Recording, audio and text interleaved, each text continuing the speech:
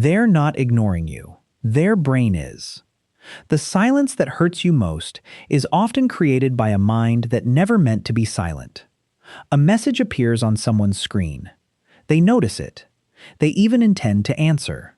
Then another thought arrives, followed by another demand, another distraction, another unfinished task, until the simple act of replying quietly slips beneath awareness. From the outside, it looks like rejection. From the inside, it can feel like a promise they are still certain they have already kept. The gap between those two realities is where so many relationships quietly begin to fracture. Psychology has a name for part of this invisible process: attentional bandwidth. Understanding it may change the way you interpret silence, and the way silence has been quietly shaping you. The brain was never designed to treat every intention as an action. It constantly decides what deserves immediate attention and what can safely wait, using networks that compete with one another every second. The prefrontal cortex, responsible for planning and deliberate behavior, is powerful but limited. Under stress, fatigue, or emotional overload, its control weakens, while more urgent systems begin to dominate. At the same time, working memory can hold only a small amount of information before something quietly falls away. Research in cognitive psychology has repeatedly shown that uncompleted intentions are surprisingly fragile when attention is interrupted. A reply can disappear not because it lacks importance, but because another demand captures the brain first. What this produces is a person whose silence often reflects cognitive overload, far more than emotional indifference. The first sign is the pause that stretches longer than it should. You send something simple, and the reply doesn't come for hours, sometimes days, and the gap itself starts to feel like a message. From the inside, though, it rarely feels like a choice.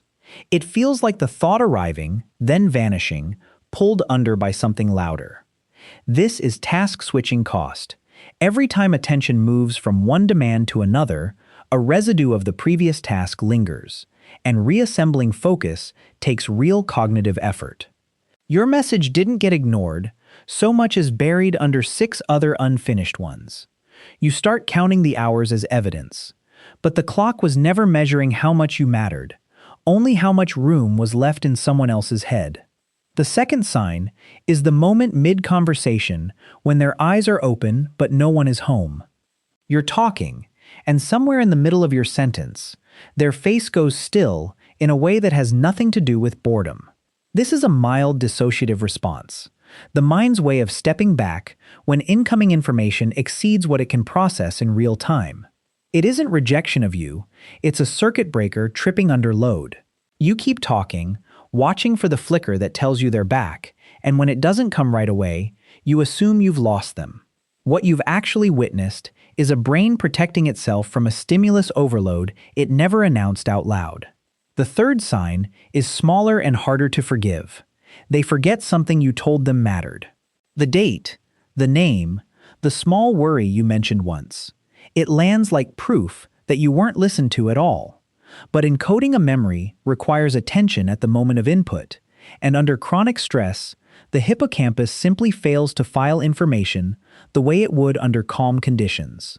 The detail was heard. It was never properly stored. You start reciting things twice, testing whether they'll remember this time, quietly building a case against them. Underneath that vigilance is something tender. You want it to matter enough to be remembered without trying, and the forgetting made you doubt that you did. Here is what you're noticing has actually been telling you. The fact that you catch the pause, the blank stare, the forgotten detail, that isn't neediness, and it was never weakness. It's a nervous system that learned early to read rooms for signs of withdrawal, because at some point, withdrawal used to matter for your survival. Hypervigilance to disconnection is a skill forged in real history, and it made you remarkably good at detecting shifts in attention that most people miss entirely. The problem was never that you noticed too much. The problem is, you were taught to interpret every gap as abandonment instead of what it usually is: a brain, not a verdict. The fourth sign is the one-word reply where you expected a paragraph. Okay, yeah, sure. Each one lands flatter than intended, and you read tone into text that was never given one. Under cognitive load, verbal elaboration is one of the first things to go. Generating detailed language takes working memory that's already spent elsewhere. The short answer isn't dismissal. It's the linguistic equivalent of someone running on fumes. You reread it 3 times, searching for coldness that was never encoded, only absence of the energy required to write more. And that search, that rereading, is the quiet cost of loving someone whose bandwidth you can't see. The 5th sign is heavier. It's the retreat, the going quiet for days, the sudden distance that feels like punishment. This is often the nervous system leaving what Dan Siegel calls the window of tolerance, the emotional bandwidth in which a person can stay present and engaged. Outside that window, shutdown becomes protective, a way of surviving overwhelm rather than a message about you. You feel the silence like a closed door, and you start rehearsing what you might have done wrong. But some withdrawals were never about the relationship at all. They were about a mind that had run out of the capacity to hold anything else, including you, for a little while. The 6th sign is the hardest to see, because it doesn't look like love at all. It looks like distance, like flatness, like someone who used to reach for you, now barely reaching back. But capacity and intention are not the same thing, and people under strain often show care in smaller, quieter gestures. Remembering to eat, showing up late but showing up, texting, thinking of you, without the paragraph that used to follow. You were taught that love should look consistent to be real.